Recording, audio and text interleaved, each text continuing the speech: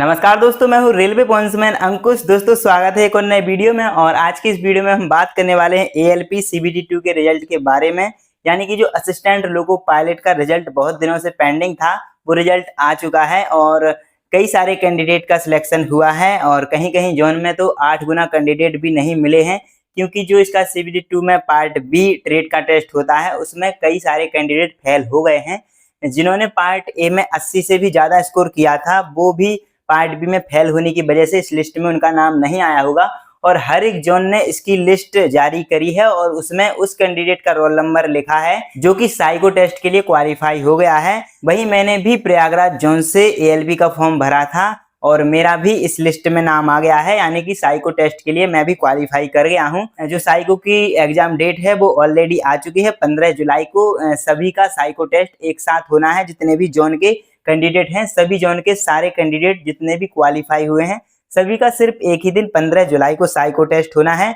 अभी हम इस पे कुछ चर्चा करते हैं। जैसे कि इसके लिए जो साइको के लिए जो क्वालिफाई हुए हैं, उनके कुछ कैंडिडेट के मन में अभी भी डाउट ये है कि उनकी कट ऑफ नहीं आई है कि किस जोन की कितनी कट ऑफ गई है। अभी सिर्फ 3 ही जोन की कट ऑफ उन्होंने जारी करी है और इन 3 जोन ने सभी कैटेगरी की कट ऑफ जारी कर दी है। बाकी और जितने जोन बचे हुए हैं, आज शाम तक या फिर कल तक सबकी कट ऑफ आ जाएगी। तो जितने भी कैंडिडेट ने सीबीटी 2 का एग्जाम दिया था और जिस जोन से फॉर्म भरा था, तो उस जोन की आप लिस्ट डाउनलोड करके अपना रोल नंबर सर्च कर सकते हैं कि आपका नाम उसमें आया है या फिर नहीं। तो दोस्तों, अगर आप भी असिस्टेंट लोको पायलट बनने का सपना देख रहे हैं तो आइए इसकी सारी सिलेक्शन प्रोसेस बताता हूं और बताता हूं कि मैंने इसके लिए कैसे तैयारी करी थी और कितना कितना स्कोर कहां पे मैंने किया है। आइए सबसे पहले हम स्टार्टिंग से शुरू करते हैं। यहाँ पे सीबीटी 1 एग्जाम इसका सबसे पहले होता है, जिसमें 75 क्वेश्चंस आते हैं मैथ के, रीजनिंग के, साइंस और जीके, जो हर एक रेलवे एग्जाम में पूछी जाती है वही आती है। तो जब मैंने ये वाला एग्जाम दिया था इसका सीबीटी 1, तो इसमें मेरा स्कोर था 54, यानी कि आउट ऑफ 100 में से 70।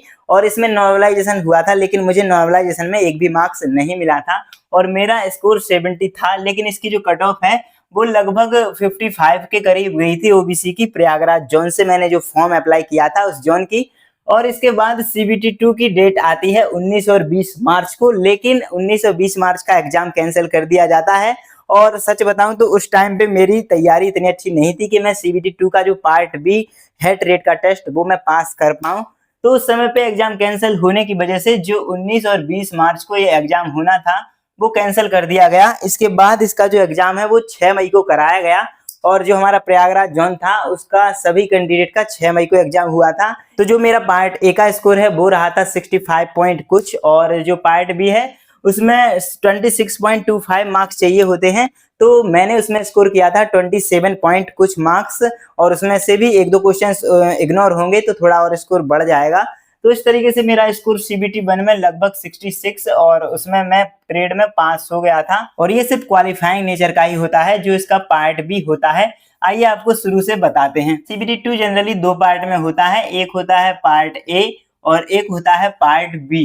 पार्ट ए जो होता है इसमें हमारी जनरली मैथ, रीजनिंग और बेसिक साइंस एंड इंजीनियरिंग पूछी गई थी, जो कि 50 नंबर की बेसिक साइंस एंड इंजीनियरिंग पूछी गई थी और 50 मार्क्स की मैथ और रीजनिंग पूछी गई थी। और वही पार्ट बी में जिससे आपने आईटीआई करी है या डिप्लोमा जो भी किया है जिस ट्रेड से, उस ट्रेड का टेस्ट लिया जाता है, जो कि 75 मार्क्स इसमें पूछे जाते हैं और ऊपर 100 मार्क्स।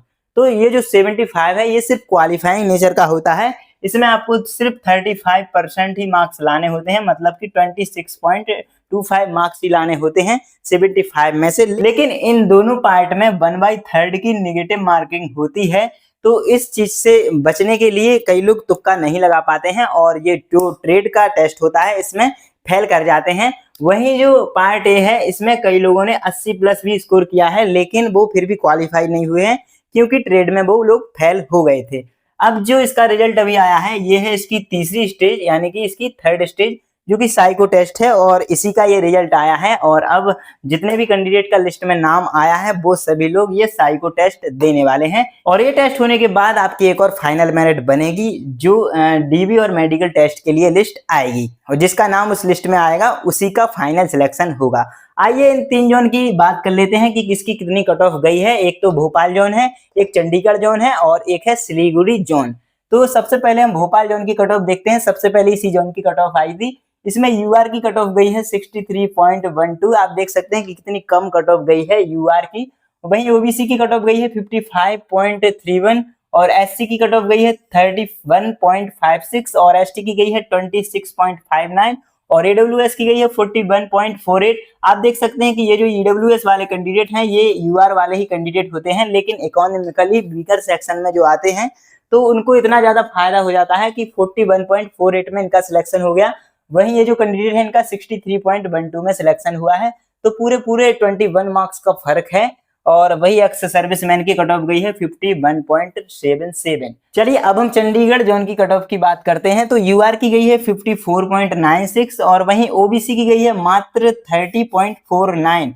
सिर्फ 30 कट ऑफ ओबीसी की चंडीगढ़ जोन से गई है, जबकि ये डेंजर जोन माना जाता था। वहीं एससी की कट ऑफ ओबीसी से भी ज्यादा गई है 32.26 और एसटी की कट ऑफ गई है 28.01 और ईडब्ल्यूएस की गई है 40 और एक्स सर्विसमैन की गई है 58.14। आप देख सकते हैं कि सबसे ज्यादा कट ऑफ इसमें एक्स सर्विसमैन की चली गई है। अब सिलीगुड़ी जोन की अगर कट ऑफ की बात करें तो यूआर की इसमें गई है 62.96, ओबीसी की गई है 50.37, एससी की गई है 30 और एसटी की गई है 35.18 और ईडब्ल्यूएस की गई है 42.59 और एक्स सर्विसमैन की गई है 47.77। तो आप देख सकते हैं कि इन तीन जोन की कट ऑफ है, जिसमें आप देख सकते हैं कि जो एसटी वाले कैंडिडेट हैं सिर्फ 26 में ही यहाँ पे सिलेक्शन ले गए हैं और भोपाल में 41 पे ईडब्ल्यूएस सिलेक्शन ले गए हैं। वहीं चंडीगढ़ में ओबीसी सिर्फ 30 नंबर पे सिलेक्शन और सिलीगुड़ी में 30 नंबर पे एससी वाले सिलेक्शन ले गए हैं। तो आप देख सकते हैं कि कितनी कम कट ऑफ गई है। आजकल लोग कहते हैं कि बहुत ही हाई कट ऑफ जाती है इन एग्जाम्स की, रेलवे में नौकरी लेना बहुत मुश्किल है। तो आप देख सकते हैं आपके सामने ये 3 जोन की कट ऑफ है और शाम तक या सुबह तक सभी जोन की कट ऑफ आ जाएगी, तो सभी जोन की कट ऑफ का भी एनालिसिस करेंगे कि किस जोन की सबसे कम कट ऑफ गई है। बाकी अलग अलग कैटेगरी की अलग अलग जोन में कम कट ऑफ गई है। तो दोस्तों अगर आपने भी आईटीआई कर रखी है तो आप भी असिस्टेंट लोको पायलट का फॉर्म भरना जब अगली बार वैकेंसी आएगी, क्योंकि इस बार की जो वैकेंसी 2025 की आई थी उसमें ऑलरेडी फॉर्म फिल हो चुके हैं। और अगर आपकी आईटीआई अभी चल रही है तो आप आईटीआई को कंप्लीट करके इसका फॉर्म भरिएगा और इसलिए आप चारों स्टेज पार करके इसमें सिलेक्शन लीजिए। आपको सिर्फ इसमें ट्रेड का और बेसिक साइंस एंड इंजीनियरिंग का बहुत अच्छे से पढ़ना पड़ेगा, बाकी बहुत ही आसान है इसमें सिलेक्शन लेना। बाकी और सारी टिप्स एंड ट्रिक्स मैं आपको बताता रहूंगा किस तरह से आपको स्टडी करनी है, कहाँ से स्टडी करनी है।